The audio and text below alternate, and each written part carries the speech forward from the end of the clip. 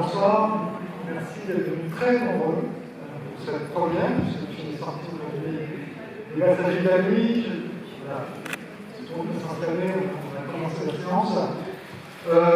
Moi je suis très heureux d'accueillir le film, et je me disais, en pensant à cette soirée, que finalement, peut-être que je fais partie de cette communauté Michael Ernst, puisqu'on vous suit depuis le quatrième film, on a eu le sentiment de l'été, un mandat, et que moi j'attendais avec impatience le film, et que c'est super dans une position comme ça. C'est super, mais c'est aussi presque un peu dangereux pour vous, parce que, comme on connaît notre cinéma, on ne veut pas être sur des sentiers battus, et là, j'ai été surpris, j'ai été. Voilà, je passe un très bon moment dans le passage de la nuit, et je vous remercie. Merci à vous, merci pour votre accueil.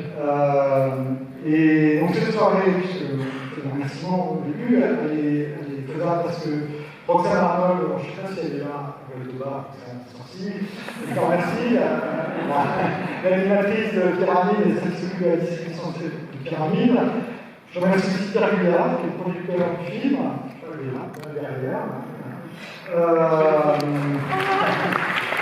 Et vous avez la possibilité de présenter le reste de l'équipe à votre. Oui, bien sûr. Donc, Kittori Richer, acteur aussi. Mon ami, qui est scénariste.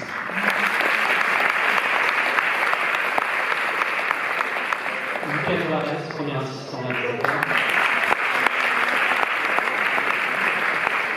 Marie Désert, qui est l'autre co-scénariste du film.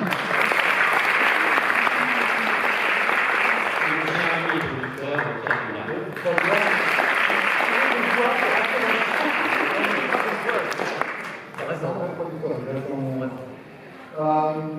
Michael, un mot avant le film. On va en discuter après, c'est toujours plus.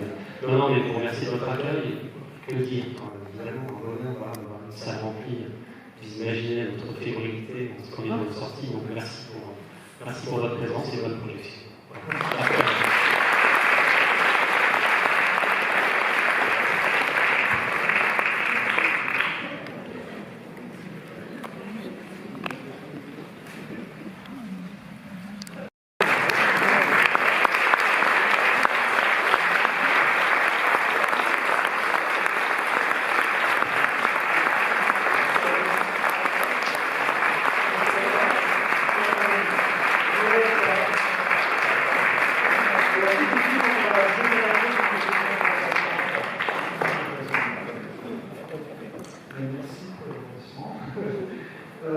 Je vais poser 2-3 questions liminaires, et puis après, il y a un micro à chef qui est là, un au balcon, vous pourrez commencer.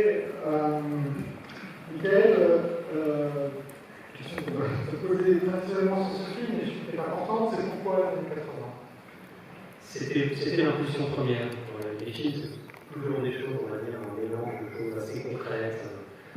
Par exemple, la filmée, le milieu de la radio, filmer un quartier de Paris, un quartier de Grenelle, le portrait d'une femme après une séparation. Et en même temps, voilà, ces choses-là ne suffisent pas. Et pour le coup, les années 80, sur le Paris en France, c'est ce qui a donné, on va dire, la nécessité un peu impérieuse du projet. Et voilà, il y a une phrase que je répète un peu à chaque fois, mais on est son enfance quand on est un pays.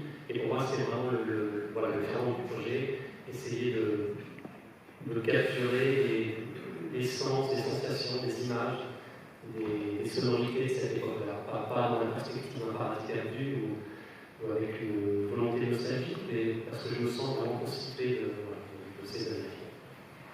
Je te disais un peu en off, mais je te le redis, moi je trouve que une des très très grandes qualités du film, c'est cette texture, cette sensibilité que tu arrives à trouver dans les années 80, qui peut des fois être très moche au cinéma. Je trouve que là tu arrives à créer une sensation, et comment on y arrive de mélanger des images d'archives, des choses qui sont. Est-ce que c'est une image d'archive personnelle? Et comment on arrive à créer cette magnétique, aussi réussie? C'était un peu une des intuitions aussi du film, c'est-à-dire que souvent les films d'époque, évidemment, ça amène à la question de la constitution, qui a toujours quelque chose, on va dire, d'un peu artificiel. présentiel par essence, qui est à distance. Et donc là, comme c'est plutôt, on va dire, un film sensoriel, impressionniste, on se demandait comment donner à ressentir cette sensation de l'époque, autrement par une reconstitution un peu muséale, comme ça, qui serait un peu aussi différente soit-elle, mais comment redonner à ça, à ressentir cette sensation. Et pour le coup, c'est passé pour nous par ce mélange de formats. Ça, je trouve très bien de garder le format. Alors, ça pourrait surprendre, mais pas du tout, on s'y habitue très vite, et on l'oublie d'ailleurs. On passe sur les. C'est pas les émotions qui nous guident. C'est pris dans un flot.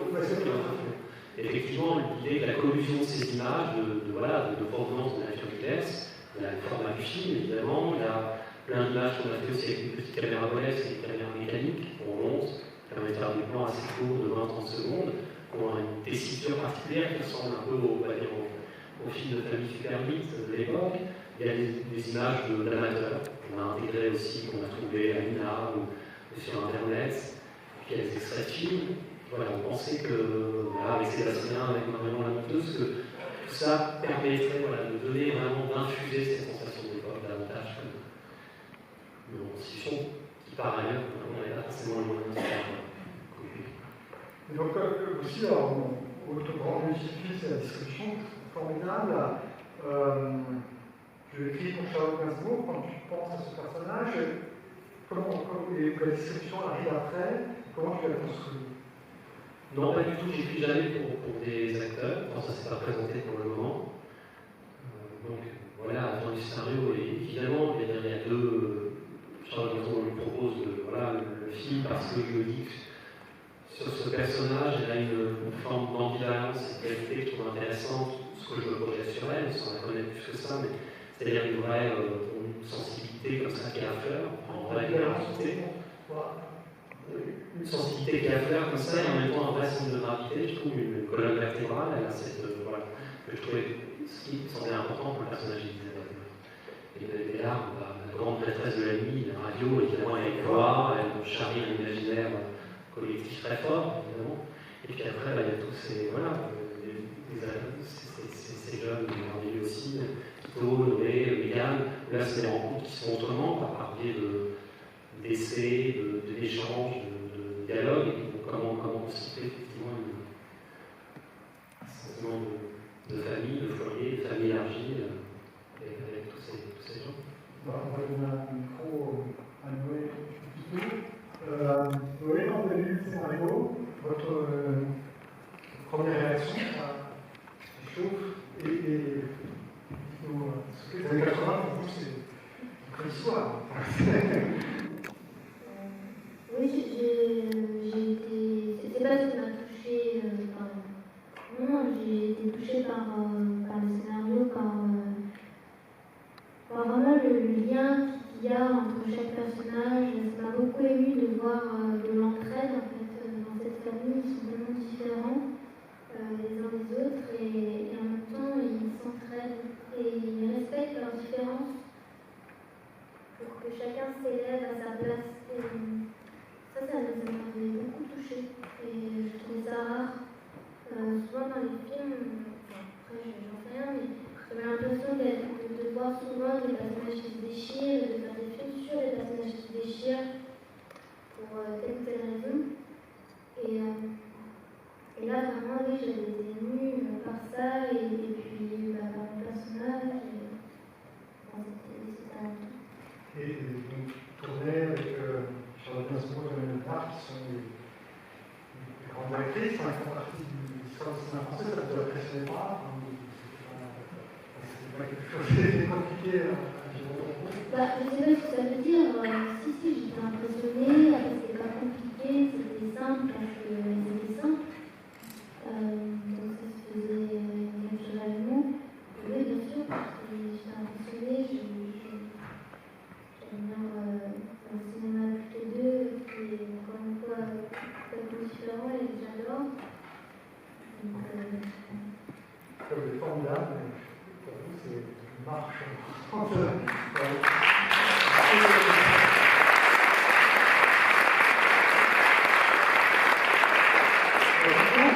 La lecture du scénario, c'était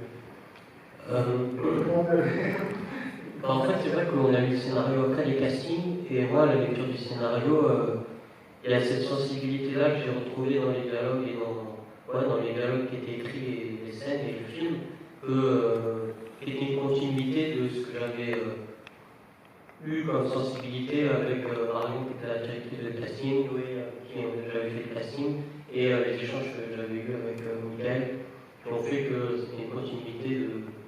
Oui, les choses allaient dans le même sens. Oui, c'est ça, exactement, en termes de sensibilité. Ouais. Michael,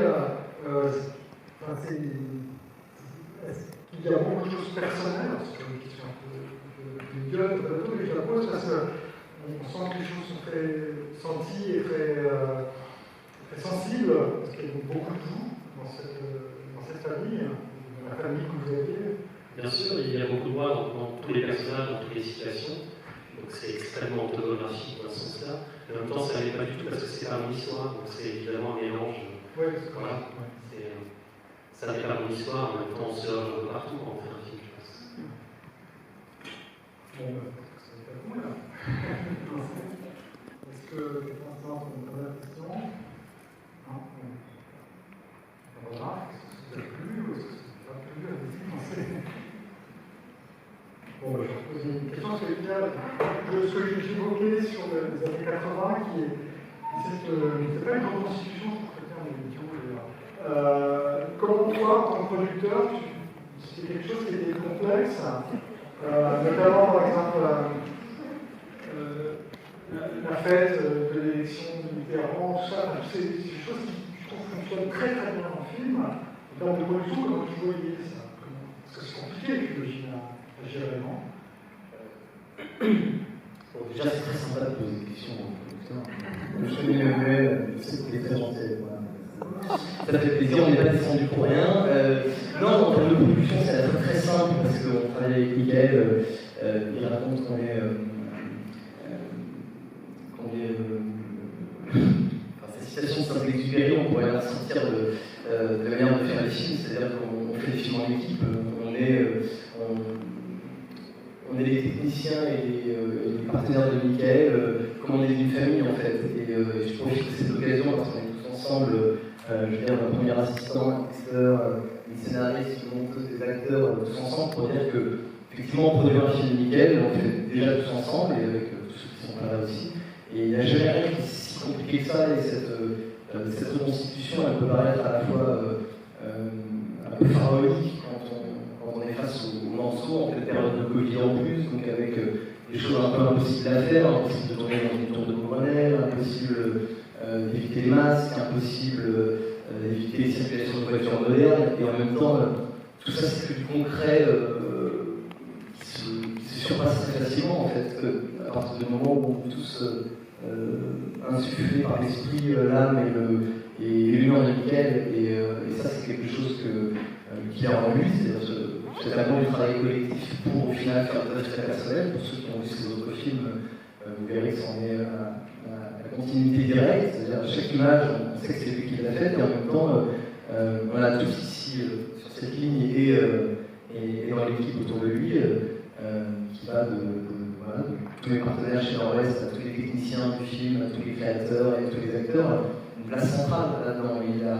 Et Michael l'offre et l'ouvre à tout le monde.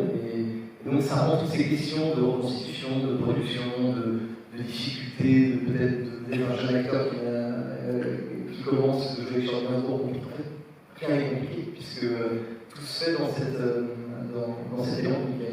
Donc la réponse à la question, c'est en fait réussir à trouver une musique dans le travail, de la même manière que Michael essaie de la créer dans ses films.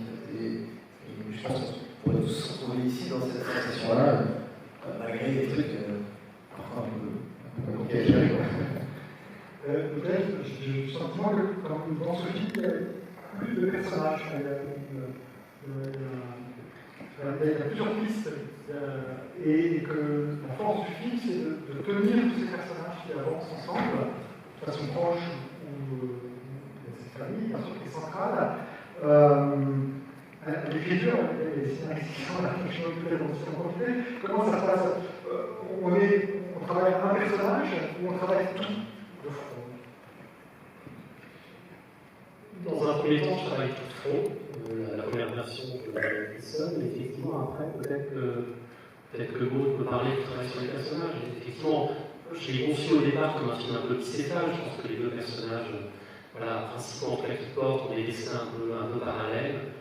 Ce sont les personnages d'Elisabeth et Mathias. Et puis après, évidemment, le personnage de Tabula. Et tout ça se cisait, se travaille, c'est un scénario. Le mystère. Pardon, elle ne peut pas prendre le micro, mais je vais donner. On va la forcer un peu à parler. J'essaie de passer comme ça, elle ne l'arrache pas les mains. Le personnage de Tabula qui est quand même mystérieux. Elle dit qu'on ne connaît pas bien. D'ailleurs, elle arrête tout de suite la discussion sur ses parents, sur ses origines. Voilà. Comment on travaille sur ces personnages, finalement, c'est qu'ils construisent une galaxie. Peut-être que je peux dire d'abord, c'est que quand moi j'arrive sur le scénario, il y a la seule version. Donc tout il y a quand même un univers et des personnages qui sont là.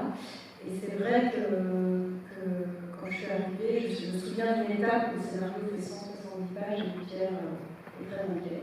Plus, elle fait 170 pages, mais avec des petits caractères de mouche comme ça, donc peut-être elle fait 200 pages, et elle fait 4h30 à peu près. Et c'est vrai que ce mot de saga, à un moment on l'a tout su, enfin, en tout cas on a eu envie de suivre tous ces personnages. Je ne sais pas si c'était à l'égalité, mais en tout cas Celui du grand-père, je descends, il est formidable. On comprend qu'il a aussi une histoire qui porte en lui. On se dit peut-être qu'elle aurait pu être développée aussi. Oui, il y a cet aspect-là, et avec le temps qui passe, aujourd'hui, moi je trouve que c'est un film sur le temps, mais effectivement, le fait que le film se déploie sur plusieurs années, il y a aussi la possibilité d'imaginer plein d'étapes pour tous ces personnages-là et toute cette famille. Et voilà. Sur le nombre de personnages, en tout cas, ça a cru à un moment dans le scénario, et puis après, il y a peut-être un peu réaliste pour que ça tienne dans un film, dans un métrage. Mais je pense qu'il reste des traces même de choses qu'on a inventées et qu'on a après écoutées. Et cette fin en suspens de Tabula, qu'on ne sait pas ce qu'elle va devenir, il y a d'autres tentations de site, soit de façon tragique. Il y a des autres tentations, mais C'est une vraie ce soir.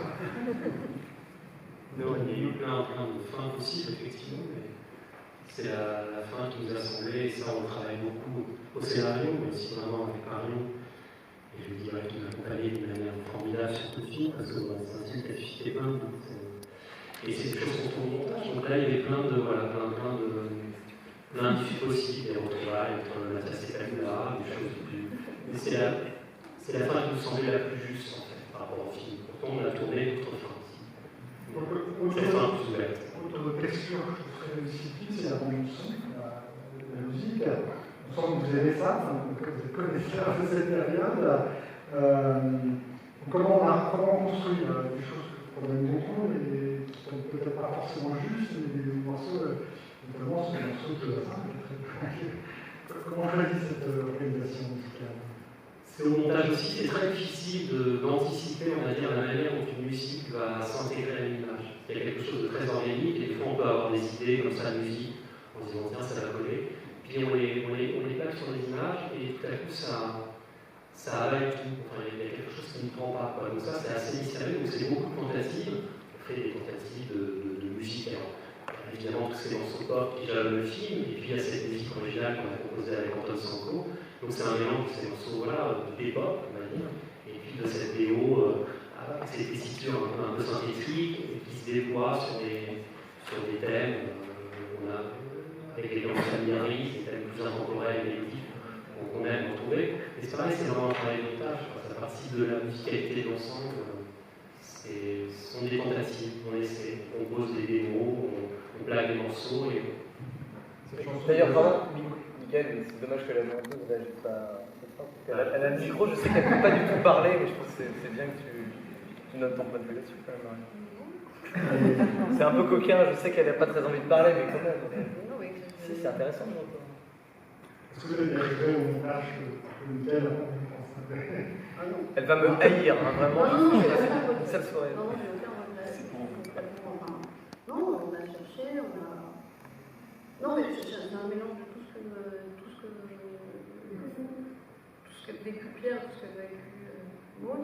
C'est la continuité en fait. C'est-à-dire que tout ce que vous avez parlé des années 80, je connais suffisamment Mickaël pour avoir fait ces deux précédents films. J'arrive sur celui-là en sachant ce qu'il aime et je vois Pierre qui me dit alors, à mon avis, si tu me demandes de reconstituer la place de la Bastille en mai, ça ne va pas être possible. Donc voilà, on cherche des solutions à la fois qui correspondent à ce qu'a Mickaël et c'est de plus possible. Donc on invente l'élection différente autrement et ça passe dans un truc, dans un registre. C'est l'impression relativement.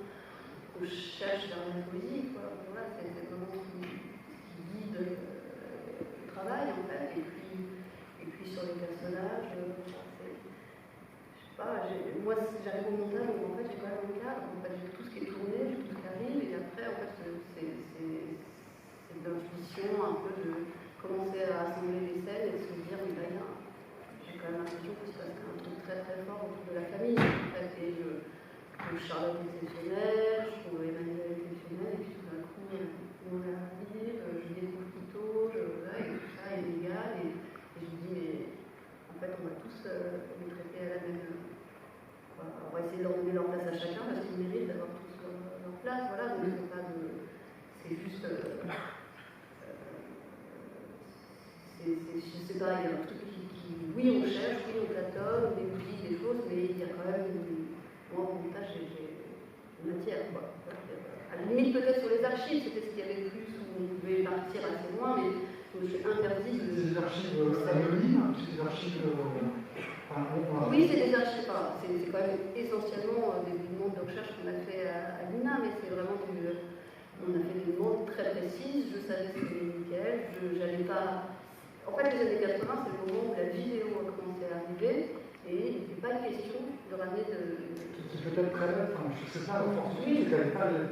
On a essayé d'imiter les gens que ça ne soit pas, mais c'était pas évident en fait. C'était aussi, tout d'un coup, il y a quand même des images de cette époque-là qui sont très, très, très moches. Je me demandais quelque chose de difficile. Mais voilà, en tout cas, je parle des archives en sachant que je pars chercher des archives qu'elle Mickaël et qui correspondent au film. Voilà. Je sais qu'on peut se noyer dans les archives et dans Mickaël, un film d'archives. Donc c'était là tout le temps dans ma tête les cinémas, les métros, la vie dans cette époque-là. Le cinéma est très présent, puisque dans la scène de la pénule, il y a aussi, en il y a cette scène en bus de tournage où ils sont figurants. Ça fait référence à un film particulier non, un film américain qui se rend en film. Oui, tout à fait. Et ce film entre Noé et Pascal Augier, je trouve juste. Et ça correspond à votre cinéphilie, aux films qui vous ont marqué dans la construction de votre cinéphilie, la pénule par exemple. Oui, bien sûr, évidemment. Mais c'était surtout cette figure, cette personne de Pascal Augier, qui a irradié les années. Oui, qui a irradié, et puis quand on la découvre, il y a quelque chose de très marquant.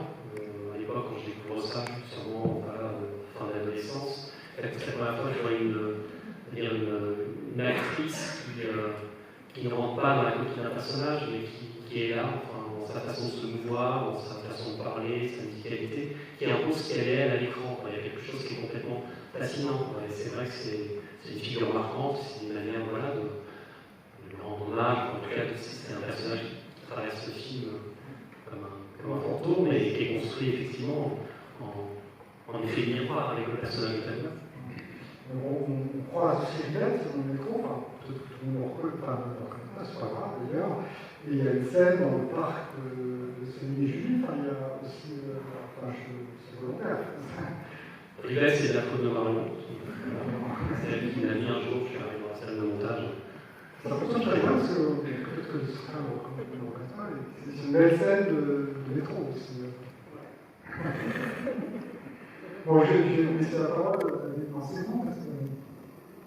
Moi, j'ai une petite question. J'ai trouvé. Vous avez des micros parce que sinon on ne s'entend pas du tout.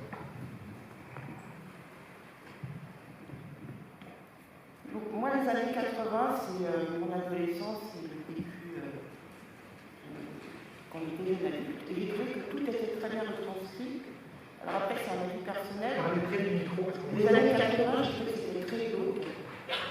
Et je trouve que c'est très bien retranscrit dans le film. Ça n'était pas objectif. Par contre, il y a une seule chose qui m'a posé une question. Pourquoi vous avez filmé le dragon qui est au parc de la Villette, qui n'est pas du tout des années 80? Tout le reste était très semblable. Mais il est des années 80 celui-là, non? Ah non, mon fils a été en 2003, il était pas. J'étais persuadé, je sais pas, j'avais l'impression d'avoir vu dans le. C'est pas le même. C'est un autre dragon. Ah, il y en a un autre dragon. C'est vrai que sur les dragons, je suis pas hyper.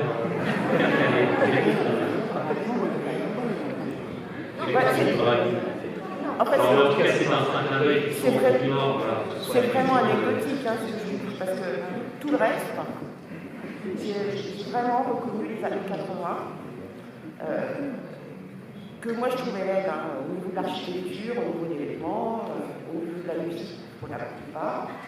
Ce qui ne veut pas dire que les morceaux que vous avez passés, je ne les ai pas aimés, mais j'ai trouvé vraiment, voilà, c'était très bien retranscrit. Merci à vous. Merci beaucoup. Est-ce que quelqu'un d'autre se lance? Alors, après, ce sera bien pour moi. Allez-y, non, allez-y, le micro, allez-y. Bonsoir, merci, bravo à toute l'équipe pour ce film magnifique. Alors, j'ai pas grandi dans les années 80, mais j'ai bien connu la dalle de Beaubonnais, parce que mes parents habitent toujours à côté, et j'ai toujours trouvé ce quartier très moche. Et donc là, voilà, j'ai vu qu'il y avait un potentiel cinématographique, en tout cas, à filmer cette dalle. Donc ma question pour Michael était d'où est venue cette envie que vous avez eue de filmer ce quartier de Beaubonnais? Parce que je le trouve fascinant, effectivement, c'est un quartier que j'ai traversé quand j'étais enfant ou adolescent, et pour moi, faire des films, c'est toujours l'occasion aussi d'investir des lieux, des lieux que j'ai pratiqués par le passé, et c'est un lieu que je trouve très étonnant parce qu'il échappe un peu aux classifications. Très souvent, les lieux de Paris, déjà on les a beaucoup vus dans les films, et puis c'est très segmenté. Il y a le quartier latin, c'est le quartier des étudiants, le 16e, c'est le quartier bourgeois, et là, il y a quelque chose qui échappe un peu à tout ça. Il y a ces grandes tours, effectivement, qui ne sont pas très jolies, mais en même temps, il y a le front de Seine, il y a des rues résidentielles autour. Quand on est dans les trous, on voit la banlieue qui s'étend loin, il y a ce grand panneau de la maison d'arrêt. Donc je trouvais que ça offrait des perspectives qui étaient intéressantes, et effectivement, pas quelque chose qui est très joli comme ça, mais dès qu'on pose une caméra, finalement, il y a plein de perspectives à creuser. Donc, il y a une question d'Alcon. Si vous pouvez parler près du micro, merci. Je veux un micro. Vous m'entendez? Oui, oui. Moi, du coup, ma question, c'était en revenant sur les années 80, c'était plus pour les deux jeunes acteurs. Comment vous avez fait pour vous plonger un peu dans cette ambiance d'une période que vous n'avez pas connue? Est-ce que vous avez des livres, des films? Et est-ce qu'il y a cette nostalgie un peu d'une époque où ce regret de ne pas être né assez tôt? Ou pas du tout, et c'est juste moi qui projette ce que j'ai pu ressentir aussi pendant le film? J'ai pas compris la frontière. Non, je pense que maintenant, après, voilà, il y a la différence entre ce que peut évoquer quelqu'un qui a vécu dans ce quartier très différent entre la réalité et le film. Après, pour se familiariser à cette époque-là, encore une fois, ça s'est fait tout seul. Oui, on a dû faire attention au niveau de ne pas avoir, comme je disais, cette certaine voix peut-être moderne. Mais après, au niveau des dialogues, c'était déjà assez écrit. Donc, oui, il fallait faire plus ou moins attention. Et mais musicalement, par exemple, des années 80, vous écoutez des choses des années 80, comme la musique ou... en musique? Ouais. Non, en musique, pas trop, mais je pensais au film de Romer, mais je suis pas familier que si j'avais essayé de copier sur le film de Romer, ça aurait été un peu spécial aussi. Donc, après, toi, justement, quelque chose avec Pascal Logique, c'est ça, de la tonalité de la voix, certaines choses. Non, pas vraiment. Mais c'est vrai qu'en fait, Michael, il avait dit plusieurs fois là, de faire attention. Il ne fallait pas parler comme dans les années 80, parce que sinon, si c'est mal fait, c'est un peu ridicule. Mais oui, on faisait attention aux mots qu'on employait surtout. J'ai le souvenir de changer, on change 2-3 phrases, 2-3 mots dans les phrases parce qu'il y avait un mot qui ressemblait un peu trop à aujourd'hui et on n'aurait pas dit à l'époque. Voilà. Emmanuel, ce micro-là n'est pas terrible. Il faudrait changer celui à côté du jeune. Vous prenez plutôt celui d'ailleurs. Oui. Moi? Non, prenez plutôt ce micro-là à côté de vous. Celui-là. J'ai un micro. Allez-y, monsieur. J'ai beaucoup aimé le film, mais pour vous remercier, je voudrais bien vous embêter avec un détail. Possible? Un dragon? Non, c'est pas mal. Mais on voit dans le film une horrible lettre d'éditeur de refus. Un manuscrit qui est envoyé par Mathias, probablement. Elle est horrible, effectivement. Mais on ne sait pas ce que Mathias lui a envoyé. Qu'est-ce qu'il écrit, Mathias? Il faut lui demander. Je crois qu'il écrit des poèmes, des textes, des essais, un peu comme je pense que ça rejoint un peu après à chacun d'imaginer, hein, mais vu qu'il est plutôt du genre à flotter sur les choses, peut-être un peu comme ce que pouvait écrire sa mère dans le carnet qu'elle lui offre. Après, à chacun d'imaginer ce qu'il écrivait, hein, il écrivait vraiment des choses sur le journal quand il fallait écrire, quoi. Vous avez décidé autour de l'écriture du cinéma? Pardon, aucun des deux n'était naturel, mais l'idée du cinéma en tout cas était là très jeune. Voilà, c'était comme une promesse abstraite. Voilà. J'ai eu du temps à m'autoriser ça. Oui, mais vas-y, madame. Oui, en fait, c'est pas une question, c'est un commentaire. Je voulais vous remercier pour ce film que j'ai trouvé très beau. Bon, je vais être bref parce qu'en pur produit des années 80, j'ai qu'une envie, c'est d'aller fumer une cigarette. Ça, vous l'avez super bien, mais c'est vraiment ça. J'ai eu des questions là-dessus. J'ai retrouvé plein de choses de ma jeunesse. Et je reviens sur un commentaire. Les années 80, c'était à la fois, on était complètement zinzin et c'était très glauque. Mais justement, j'ai trouvé que votre film n'était absolument pas glauque. Et je l'ai trouvé justement, beau. Et super beau tout ce que vous avez dit. J'ai eu peur parfois que vous dériviez vers le sujet qui nous a hantés à la fin des années 80, mais non. Et voilà. Donc merci beaucoup à vous tous parce que c'était un beau moment. Merci à vous.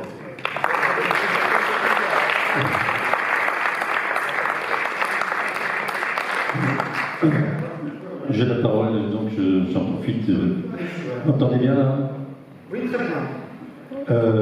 J'ai beaucoup aimé le film d'abord et je voudrais faire partager une impression que j'ai eue au travers du film suite à certaines séquences récurrentes. C'est les travelling à mobilette où le port du casque à l'époque n'était pas obligatoire.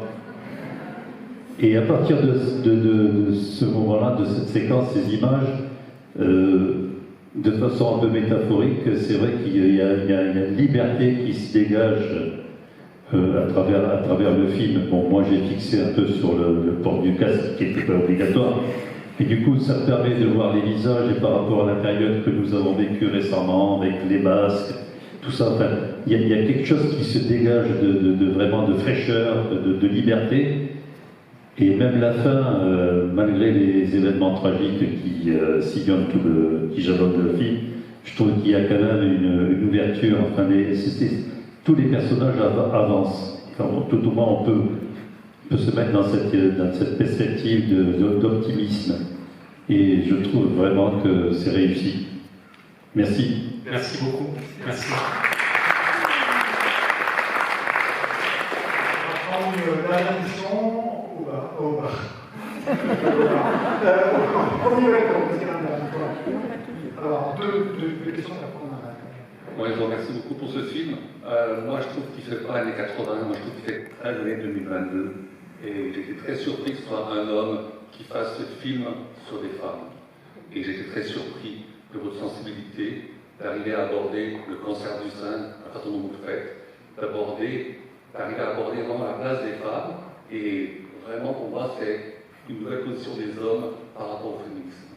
Et je trouve que le père est absent, et ça, vous n'en parlez pas, et c'est peut-être une étape après. Mais je trouve vraiment, si je n'étais pas là ce soir, je crois que j'aurais pensé que ce soit un film très par ça.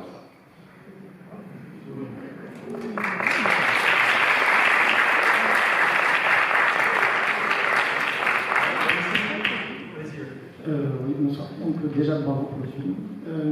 Et je voulais savoir, je profite du fait qu'on a la scénariste et la monteuse.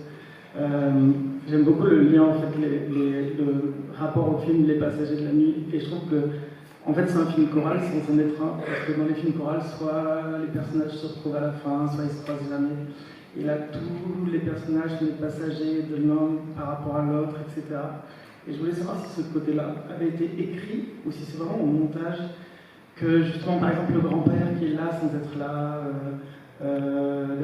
les histoires, le personnage de Lolita qui est ouvreuse et c'est juste un plan comme ça, enfin voilà, c'est tous ces côtés très, très passagers, justement, du scénario.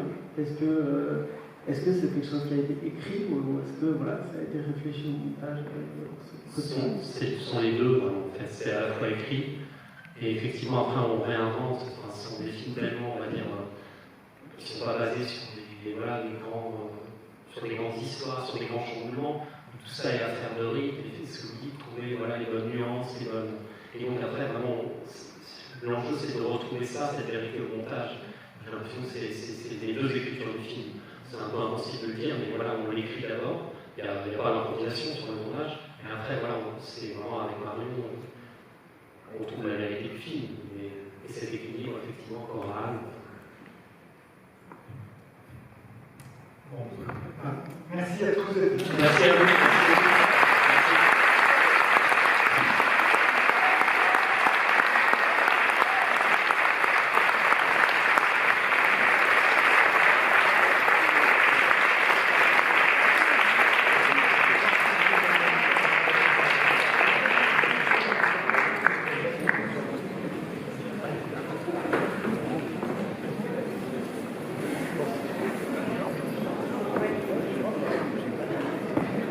Ça, comme des films, ça,